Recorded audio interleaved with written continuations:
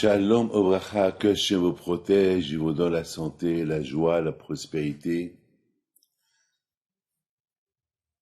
Aujourd'hui, je mets la djellaba, comme qu'on faisait au Maroc, parce qu'aujourd'hui c'est Rosh Chodesh Adar. Et le mois d'Adar, c'est le mois de la joie. On dit que le mois d'Adar, c'est le mois de la Ségoula, de tout. Parce qu'il y avait quelqu'un qui s'appelle Haman, qu'il avait décidé d'acheter tous les Juifs chez le roi Hachvérosh et de les tuer. À l'époque, les Juifs, ils étaient concentrés. Ils n'étaient pas un peu partout comme aujourd'hui. Il y a en Amérique, en Australie, il y a partout. À l'époque, les Juifs, ils étaient concentrés au Moyen-Orient, dans un milieu très précis. Donc, c'est très facile pour lui de les massacrer, de les tuer. Et bien sûr, comment Hachem, il a pu faire une chose? Vous croyez que Hachem, il n'a rien à faire de ceux à qui il a donné la Torah, ceux à qui il a choisi, ceux à qui il a libéré de l'Égypte, il a décidé de les tuer? Akadosh Baruch Hu voulait que les Juifs y font teshuva. C'est tout. Hachem, il a voulu leur faire peur. Parce que le Juif, il a toujours peur. Toujours, le Juif, il se remet en question à la fin. Comme par exemple, ici, il s'est passé un drame aujourd'hui, un grand drame. Un homme de 45 ans qui n'avait rien du tout, vraiment, en bonne et parfaite santé, commerçant, il a un bon business, tout le monde le connaît, un homme souriant, et comme ça, sans raison, il tombe et quitte ce monde. Ça a choqué toute la ville, tout le monde est choqué. Ça remet en question chacun. Chacun, il a compris que on n'est pas propriétaire de ce monde. Parce que beaucoup de fois, on croit qu'on est éternel. Parfois, quand je vois qu'il prend celui qui est le plus en bonne santé, celui qui n'a rien à se reprocher, celui qui se prend pour l'homme le plus important, je sais pas quoi, le plus heureux, le plus riche, et voilà, le bon Dieu lui dit voilà.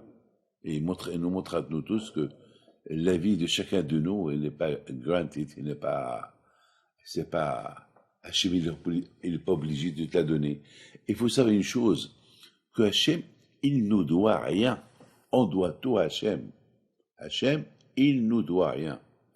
Et c'est la raison pourquoi c'est tellement important de savoir que, puis étant donné que Hachem, il nous doit rien, donc on doit être toujours prêt au bon et au pire. Et pour ça, il faut toujours être bon. Je raconte une belle histoire. Il y avait une femme, qu'elle était très vieille. Elle voulait divorcer son mari. Très, très vieille. Les rabbins, les vracs, ils n'ont pas voulu lui donner le guet. Tu as dit, madame, tu es vieille. Tu as 90 ans. Pourquoi tu veux divorcer? Quelle est la raison? Elle dit, j'aime pas mon mari, je ne veux pas.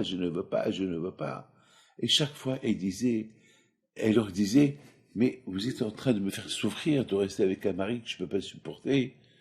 Mais lui, le pauvre, il voulait pas divorcer. C'est elle qu'elle a vraiment insisté.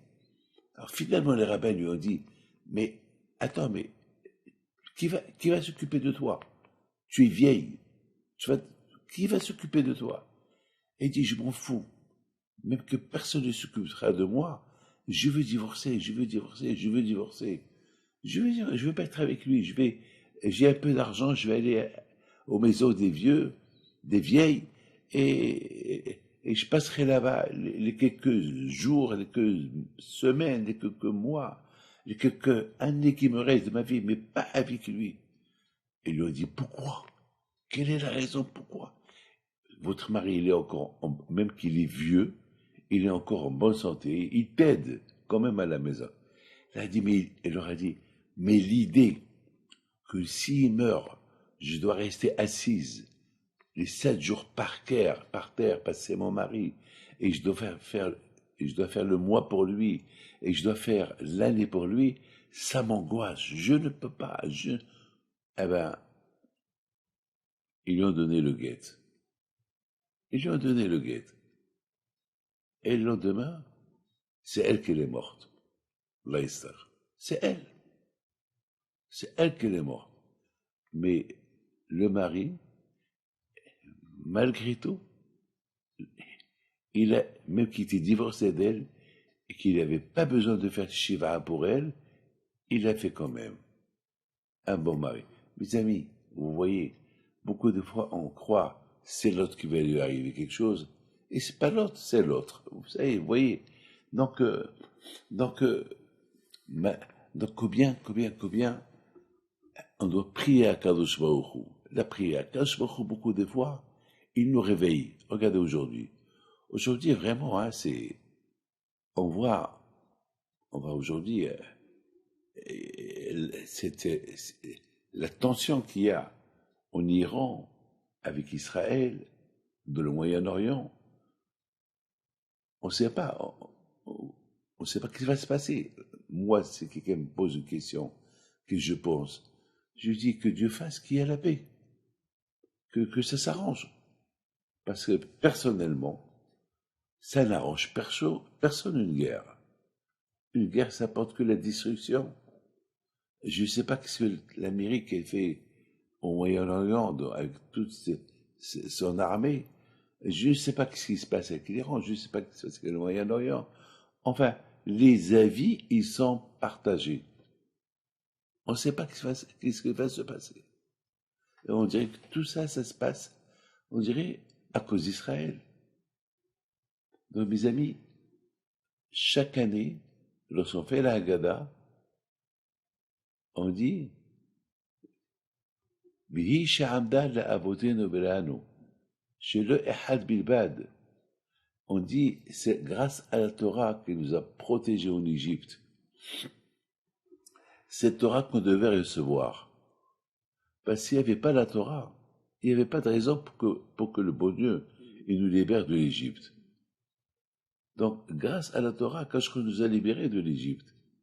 Et nous avons été libérés de l'Égypte uniquement pour nous donner la Torah.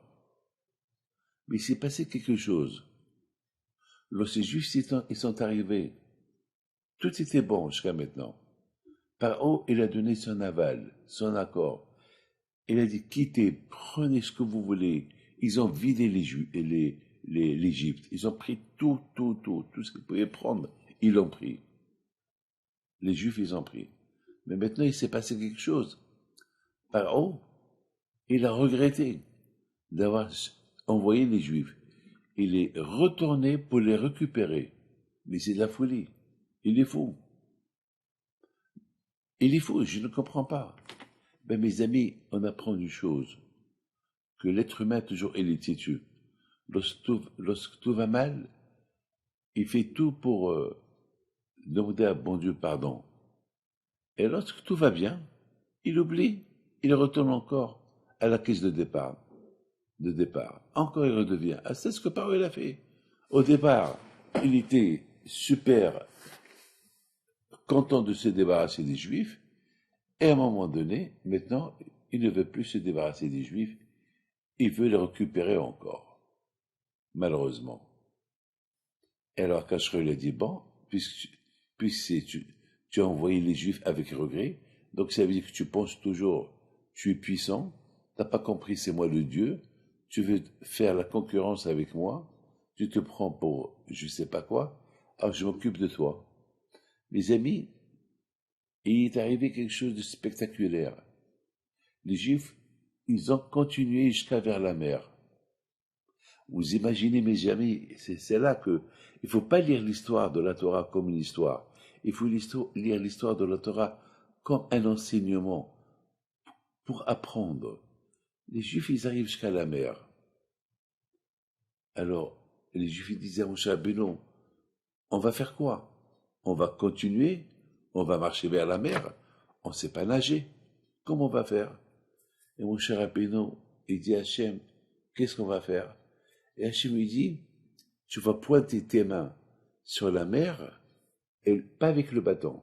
Parce que toujours les Juifs, ils voyaient qu'avec les bâtons, Moshe ait fait des miracles. Maintenant, Hachem dit à Moshe Rabbeinu, Moshe, je veux que les Juifs ils voient que c'est pas le bâton qui fait les miracles, c'est toi, Moshe. C'est important pour Hachem, pour que les Juifs ils ont la émouna dans les tzadikim. Que les tzadikim, ils font partie du bon Dieu. Parce qu'Hachem, il est habillé dans les tzadikim. Et un tzadik, c'est comme Hachem. Hachem, il est représenté par un tzadik. On dit shliho shel adam kemoto. On dit que si j'envoie quelque chose à quelqu'un, par l'intermédiaire de quelqu'un, comme si c'est moi qui lui a donné. Voilà, comme si c'est moi qui lui a donné. Je voudrais, mes amis, vous dire une chose. Lorsque les Juifs, ils ont vu ça, ils ont vu Moshe Rabbeinu, il pointe avec son doigt contre la mer. Tous les Juifs, ils disaient quoi? Qu'est-ce qui va se passer? Qu'est-ce qui va se passer? Quoi, Moshe Rabbeinu va couper la mer avec ses doigts? Mais c'est pas possible. Et ça a duré toute la nuit. À un moment donné, les Juifs, ils attendent, ils sont excités. Qu'est-ce qu'il va savoir? Et Moshe Rabbeinu, debout, et ses mains pointées vers la mer. Et voyez-vous, quelque chose s'est passé. Ils ont entendu Moshe qui parle. Moshe qui dit, coupe-toi. Et la mer ne se coupe pas. La mer, elle dit à Moshe Rabbeinu, non, je me coupe pas. Vous n'avez pas encore reçu la Torah. Moi, je me coupe uniquement pour ceux qui ont reçu la Torah.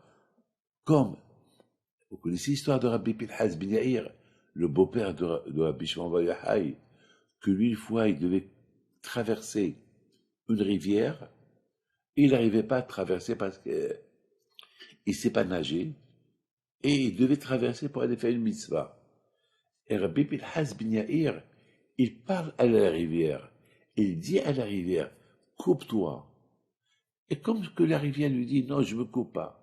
Moi, on ne peut pas changer ma nature. Et Rabbi Pinhas ben Yair lui a dit, moi, je vais te changer ta nature. Moi, je vais te faire sécher. Il n'y aura plus d'eau ici, si tu ne t'occupes pas devant moi. La rivière s'est coupée. Une fois que Rabbi Pinhas ben Yair l'a traversé, il entend la voix de quelqu'un qui l'appelle. Monsieur, monsieur, monsieur, moi aussi je voudrais traverser la mer, la rivière, je ne sais pas nager. Et Rabbi Pinhas ben Yair, il regarde la mer, le fleuve, la rivière, il lui dit, coupe-toi pour lui aussi, pour ne pas qu'il dise que j'ai pas l'amour du prochain. La rivière, elle se coupe.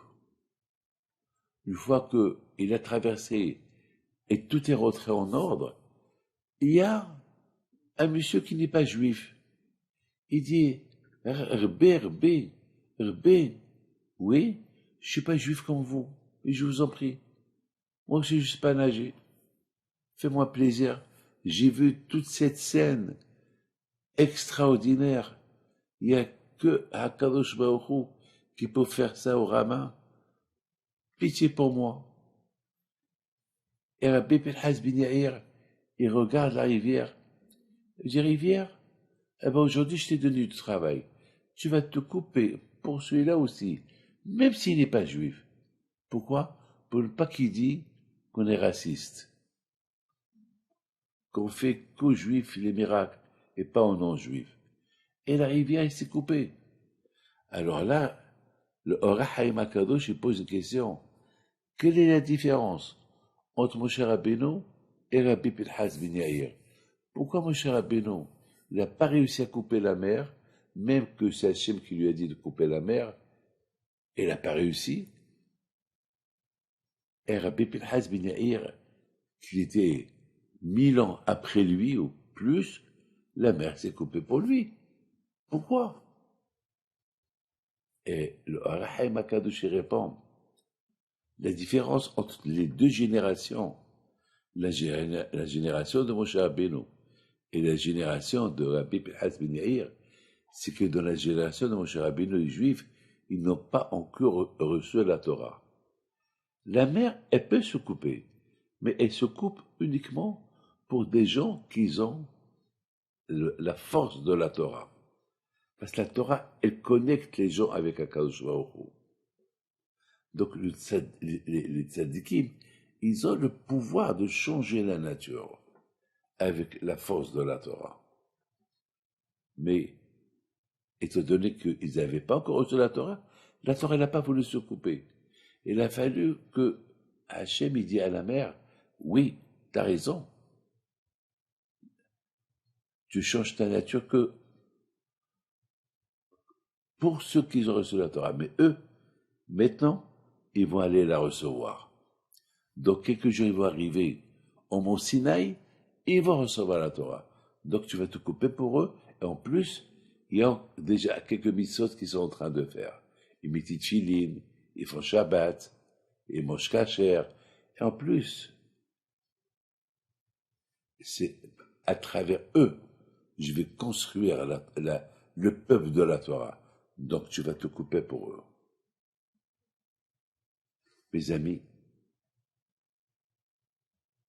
le Orahaim HaKadosh, il continue à dire, à l'époque de Rabbi Pinhas ben Yair, c'est pas qu'il est moins que Moshe Rabbeinu, il est plus que Moshe Rabbeinu. Non, il avait déjà la Torah. Et avec la force de la Torah, il pouvait changer la nature. Donc, mes amis, vous voyez la force de la Torah. Malheureusement, à cette époque, en Perse, les Juifs, ils se sont un peu lâchés. Ils se sont tellement lâchés jusqu'à que ils ont oublié comment on écrit les lettres de la Torah. Nos sages, ils disent que à l'époque de Ezra Sofer, les Juifs, ils ont complètement oublié c'est quoi la Torah. Ils se sont assimilés.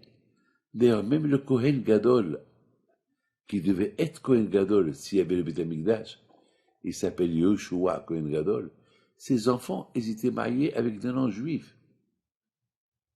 C'est de la folie. Les Kohanim, qui devaient connaître les lois de l'impureté, interdits de toucher les morts, eux, ils touchaient les morts. Ils ne savaient pas. Ils ont oublié, ils étaient que des juifs par le nom. C'est tout. Et moi, j'ai du taref. Même les lettres de Aleph Bet, il la connaissait pas. Donc, quand même, il y avait des rabbins. Quand même, il y avait un moyen pour retourner à la religion. Mais ils ont préféré rester comme ça. Quand je peux écouter bien ce que je vous dis. Hachem, et depuis qu'il nous a libérés de l'Égypte, il nous dit, je m'en fous de vous. Je m'en fous de vos avis. Vous êtes mon peuple. Par force, ou vous allez agréer que je suis votre Dieu, vos droits. Sinon, de force, je serai votre roi. Ça veut dire qu'on n'a pas le choix. Vous avez compris ce que je vous dis? On est forcé. Parce qu'Hachem, il a promis à Abraham Abinu. Abraham Abinu, il a demandé à Hachem, Hachem, tu m'as promis que tu vas me donner un peuple, de mes descendants. Mais quelle preuve j'ai que ce peuple-là, il ne va pas s'assimiler comme tous les peuples qui sont assimilés. Il y a tous les peuples. D'un jour à l'autre, ils deviennent d'autres peuples. Et comment mes descendants, ils vont rester uniques, juifs, avec toi? Hachem, il dit à Abraham Abino, ils vont partir en Égypte. Ils vont être des esclaves en Égypte. Et après, ils vont commencer à prier pour que je les libère, sachant qu'ils sont tes descendants. Et je vais les libérer avec des conditions. Je vais leur donner la Torah. Et avec cette Torah-là, ils n'ont pas le choix. Je vais leur donner des lois. Et je vais insister, celui qui fait pas ces lois, eh ben, il sera puni. Donc je vais les garder. Donc ça veut dire que Hachem, il a promis à Abraham Avinu que le peuple juif jamais sera assimilé. Il restera toujours naturel. Toujours il sera celui identique comme lorsqu'il a reçu la Torah. Donc on n'a pas le choix. Qu'on veut, on ne veut pas. Hachem il a dit. Qu'on veut être juif, on ne veut pas être juif, eh bien Akadosh Baruch Hu fera tout pour qu'on restera juif. Hitler, lorsqu'il a puni, il a voulu exterminer les juifs, il n'a pas choisi que les religieux, il a choisi même ceux qui sont assimilés. Il a tué le mari qui est juif, il a laissé la femme. Mais il a tué les enfants, parce qu'ils avaient le sang juif, même que leur maman n'était pas juive.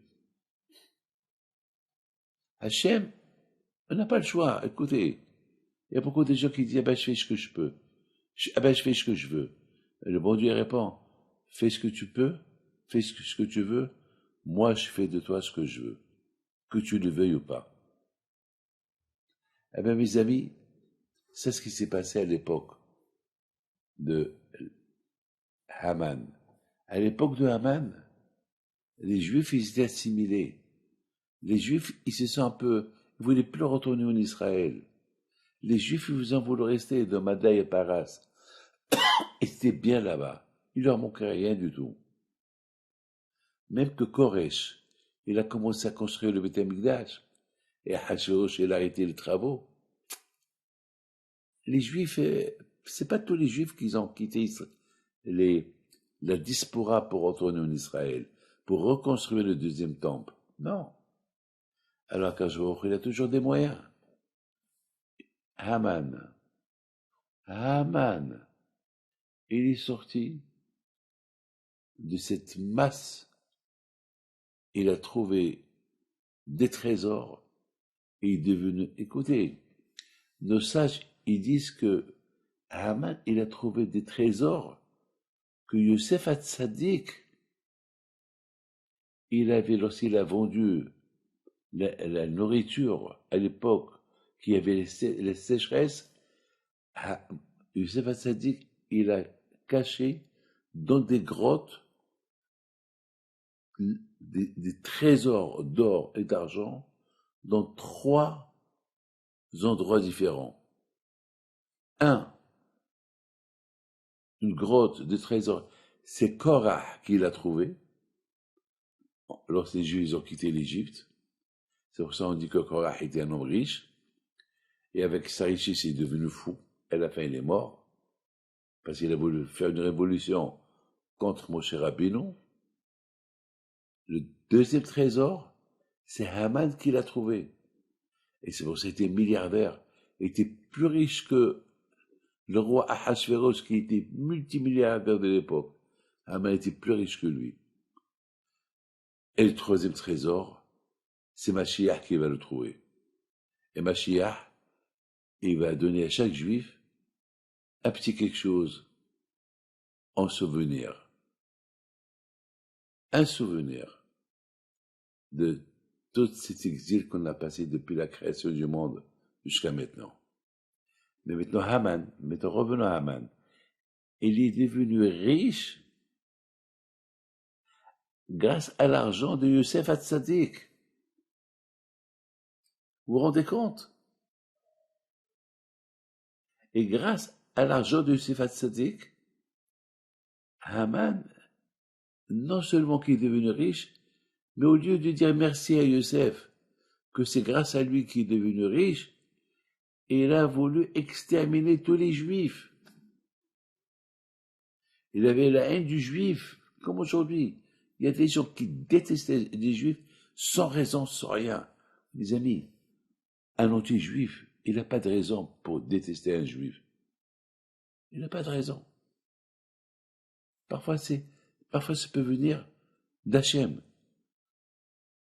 La haine du juif, c'est pour réveiller le juif.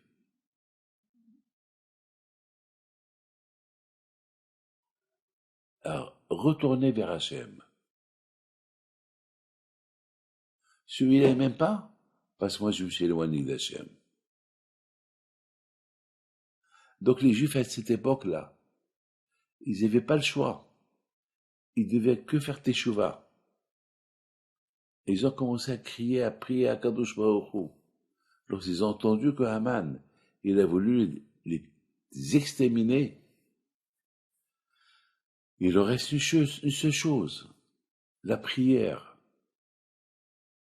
Et quand l'annulation de la Gézéra de Haman a été annulée, à Pessah, c'est de la folie, mes amis. À Pessah. Parce que lorsque le monde entier savait que le 15 Adar, tous les Juifs doivent être exterminés, Mordechai, il a aidé Esther. Esther, c'est le moment d'aller chez Paro, chez Hachvérosh, et dire que tu es juif, et que il faut pas qu'il fasse ça. Il faut qu'il se débarrasse de Haman. Que les Juifs, quand même, ils sont importants pour lui et qu'il a la responsabilité de les protéger. J'ai beaucoup aimé Sa Majesté le roi Mohammed VI, roi du Maroc, que le bon Dieu le protège. Il a fait une déclaration. Il a dit, les Juifs au Maroc, ils font partie du Maroc. Depuis des centaines d'années. Et celui qui les touche, il est puni. Et même son père, que Dieu repose son âme en paix, Moulay Hassan, était pareil. Il a donné des axes et des ordres à protéger les Juifs. J'irai plus loin. Le grand-père, Sa Majesté Mohammed V, le roi du Maroc, lorsque les Allemands, ils ont commencé à inscrire les noms des Juifs, combien de Juifs il y a au Maroc, pour les déporter, pour les prendre, pour construire un camp de concentration, tuer les 500-600 000 Juifs qui étaient au Maroc, le roi du Maroc de l'époque, Mohammed V, il va lui aussi pour s'inscrire. Il leur a dit, si vous allez tuer les Juifs, alors moi aussi comptez-moi avec eux. Mais qui peut faire ça? Vous voyez, mes amis, à cette époque, que Hitler ait tué les Juifs de le monde entier, il y avait un roi au Maroc capable d'affronter ceux qui veulent tuer les Juifs. Il a risqué sa vie, il a risqué son trône, mais ils sont fous. Il sait qu'il y a Dieu. Il a compris qu'il y a quelque chose que lui ne peut pas comprendre, c'est que Dieu seul qui peut comprendre. Mais son travail il est roi, et il est le responsable de tous ces sujets, de tous ceux qui sont au Maroc, juifs ou pas juifs. Mes amis, Mordechai dit à Esther, c'est maintenant ou jamais. Tu vas chez le roi, ton mari, même que ça fait longtemps que tu ne l'as pas vu, même que tu risques ta vie. Va ouvrir les yeux de ton mari. Que ce Haman, en tuant les Juifs, il va perdre, le roi Hachvérosh, il va perdre une nation. Et en 30 ans, les Juifs, ils ont fait une grande écheva. Ils ont compris que parce qu'ils se sont éloignés de Dieu, alors Dieu s'est éloigné d'eux. Et qui les a rapprochés vers Dieu, c'est ce degré de Haman. Ce que Haman veut leur faire, ils ont compris qu'avec Dieu, on ne joue pas. De force, il est Dieu sur nous. De force, il est notre roi. Il y a beaucoup de gens qui disent, moi je fais ce que je veux. Tu veux faire ce que tu veux. On va voir si le bon Dieu va te laisser faire ce que tu veux. Le bon Dieu te laissera faire ce que tu veux. Mes amis, j'ai vu une petite histoire, une petite anecdote. Il y avait quelqu'un qui a perdu son fils. Il va à la police, il pose plainte. Il a perdu son fils. Donc, c'est un monsieur qui était très important.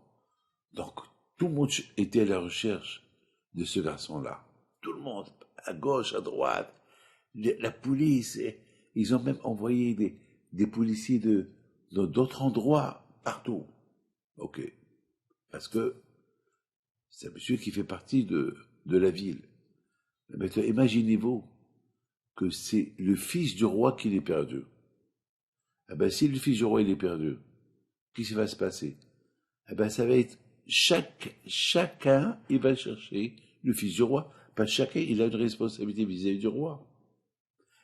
Et même le roi lui-même, il va donner des commandes à tous ses généraux. Sortez. Ben, c'est le fils du roi. Waouh! C'est pas le fils du général. C'est pas le fils de quiconque. C'est le fils du roi. Donc, c'est pas pareil. Mes amis, il faut savoir une chose. Et s'il y avait un problème, c'est le fils du roi, c'est le peuple juif qu'on est considéré comme ses enfants. C'est nous que maintenant on va être perdus, on va être pendus. Alors là, le roi lui-même, il va tout faire pour les récupérer. Ben, c'est ce qui s'est passé, mes amis. Le miracle de Purim, c'est le miracle de la retrouvaille entre les Juifs et le bon Dieu. Et c'est la raison pour qu'on fait le michté. Et c'est la raison pour qu'on fait une fête. On fait michté de Purim, on fait la fête de Purim. Parce qu'on a, Hachem, il nous a trouvés, et nous, on a retrouvé Hachem. Vous savez, mes amis, lorsqu'il y a un mariage, la femme, elle rentre seule à la synagogue. L'homme, il rentre seul à la synagogue. Et à la fin, après le mariage, les deux ils sortent ensemble. Mais qui les a réunis ensemble? La bague. La bague ronde que le mari, il met dans le doigt de sa femme. Il lui dit, voilà, mais toi, tu es ma moitié.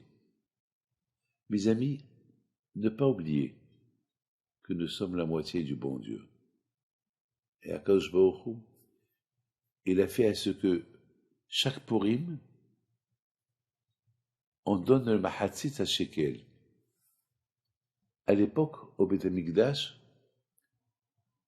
tous les frais généraux du Beth Amikdash, tous les Juifs, ils étaient associés. Le Beth Amikdash, il y avait des sacrifices là-bas. Il y avait beaucoup des gens à payer. Avec quel argent? Eh ben avec l'argent, chaque Juif, il devait apporter la moitié du shekel. Même les Juifs qui habitaient en dehors d'Israël, le fait qu'ils habitent en dehors d'Israël, ils doivent se sentir qu'ils sont associés avec le temple, le Beth Amikdash. Un lien. Chaque Juif devait avoir un lien avec le Beth Amikdash. Comment ils vont faire ce lien? Ils n'habitent pas en Israël. Alors, ils envoyaient la moitié du shekel. Ça veut dire que tous les Juifs, ils envoyaient la moitié du shekel le mois de Hadar, à partir de maintenant. Et tout cet argent-là, ils sont stockés au Beth Amikdash. Avec cet argent, ils dépensent tous les travaux, ils dépensent tous les frais généraux du Beth Amikdash. Donc chaque Juif, il avait un lien. Aujourd'hui, on n'a pas de Beth Amikdash. Aujourd'hui, on fait la tzedaka. On fait la tzedaka, on donne la charité. On donne la charité. Mes amis, se rappelez toujours, Haman, il nous a acheté avec de l'argent, avec 10 000 shekels. Il nous a acheté avec de l'argent. Il a dit à Hachvérosh, je te paye 10 000 shekels, c'était des milliards de l'époque. 10 000 shekels, donne-moi tous les juifs. Il les a vendus. Mais Akadosh Baruch Hu, il a commencé à rigoler. Déjà, les juifs, ils se sont achetés avec les shkalim. Parce que, mes amis, la première fois que les juifs, ils ont donné la moitié du shekel, c'était dans le désert, à l'époque de Moshe Rabbeinu. Lorsqu'ils ont construit le tabernacle. Les juifs, ils ont donné la moitié du shekel. Et ce moitié du shekel, il s'appelle Mahatzitz ha-shekel be-shekel ha-kodesh. Il s'appelle la moitié du shekel qui devient un shekel saint. Ça veut dire, ils ont donné la moitié du shekel et ce moitié-là est devenu un shekel. Comment un shekel qui devient, un demi-shekel qui devient un shekel? Comment? Eh ben, eux, ils ont donné la moitié et Hachem, il a donné la moitié. Moitié, il a formé un shekel kadosh, un saint shekel. Nous, on a donné moitié, et Hachem, il a donné pour nous la moitié, l'autre moitié. Et pourquoi il a donné l'autre moitié? Ben, pour qu'on soit toujours sauvé de la mort. Ça veut dire que on ne peut pas être exterminé. Parce qu'Hachem nous a acheté avec la moitié du shekel depuis qu'il nous a donné la Torah. Donc, on restera jusqu'à la venue de Mashiach. Avec tout ce que le monde en fait pour détruire le peuple juif, à Israël Haï, on est encore là. Une fois, le président Poutine, il a demandé aux rabbinim, ils ont fait un séminaire en Russie. Il leur dit, c'est quoi le secret de votre existence? Nous, ici en Russie, beaucoup de fois, on a voulu vous exterminer depuis 500 ans. C'est quoi votre secret? C'est quoi? Et le grand rabbin d'Israël, à l'époque, il lui dit, si, Monsieur le Président, vous avez posé cette question, c'est que vous avez une réponse.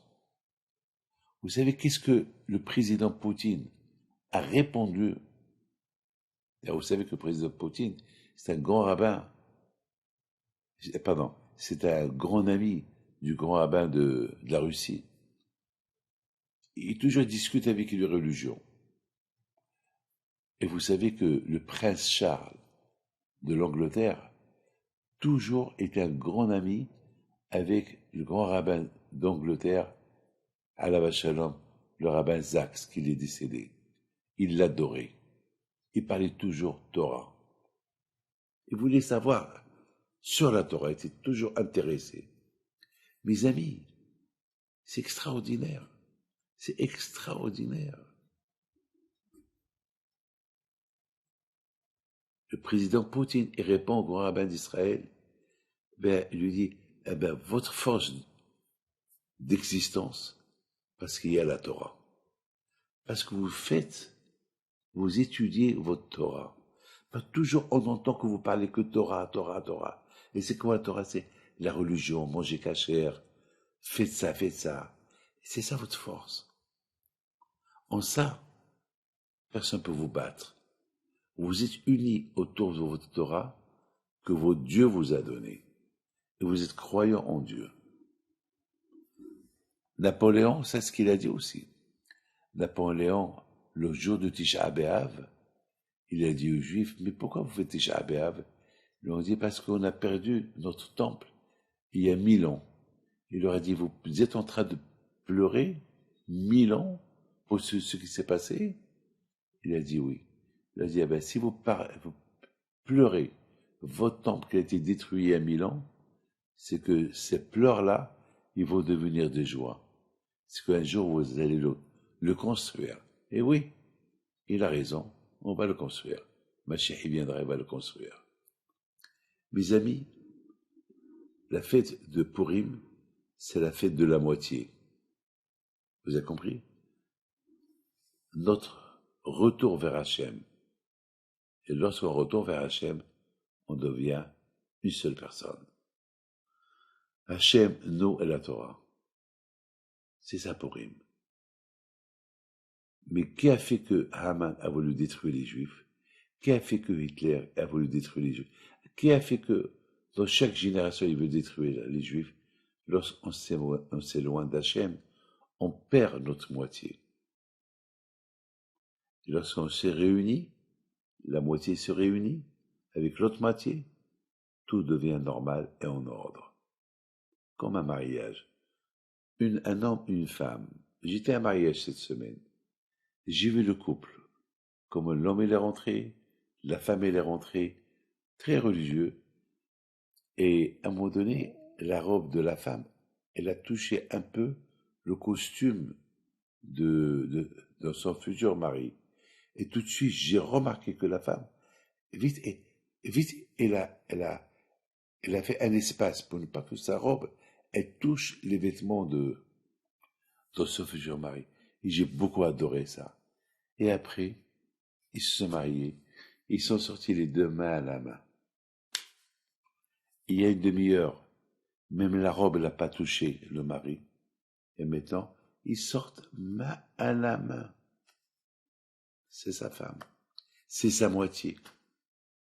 Eh bien, mes amis, c'est ce que nous, on a besoin. Lorsque on voit tout ce qui se passe dans le monde, il faut qu'on réfléchisse. Il faut qu'on fasse un bilan. Peut-être on n'est pas assez collé avec le bon Dieu. Peut-être on n'est pas main à la main avec le bon Dieu. Alors à nous d'être main à la main. Mes amis, je termine avec une belle histoire. Il y avait un monsieur qui m'a appelé. Non, pardon, il est venu me voir. Après, il m'a appelé aussi. Il me raconte que l'année dernière, il a perdu son sac. Son sac où il y avait tous ses papiers, l'argent, tout. Et le pauvre, il était dans un état grave. C'était le jour de Purim. Il allait pour faire le michté. Il trouve pas son sac. Il sait qu'il l'a perdu, il l'a oublié quelque part, mais il se rappelle pas où. Il était malheureux. Il appelle Rabbi Haïm Pinto, aide-moi, Rabbi Haïm Pinto. Par ton mérite, par ton zéroute, je l'aime mon en toi, je veux. Mes amis, le pauvre, il devait aller à Michté, à une fête de Purim, il reçoit un coup de téléphone. Monsieur, vous êtes-elle? Oui. Vous avez perdu un sac? Oui. Oui, madame. Qu'est-ce qu'il y a dedans? Il y a ça. Je vous en prie, prenez l'argent, prenez tout. Je veux que mes papiers. Monsieur, vous pouvez venir le chercher. C'est moi qui ai trouvé. Elle lui donne l'adresse. Il lui demande, madame, quel est votre nom? Elle lui répond, je m'appelle Esther. Esther Amalka. La folie. On dirait que Hachem, il a voulu que ce monsieur-là, il voit le miracle avec ses yeux. Que Bisrout, la fête d'Esther, elle a trouvé son sac. Et qui l'a trouvé? Une femme qui s'appelle Esther.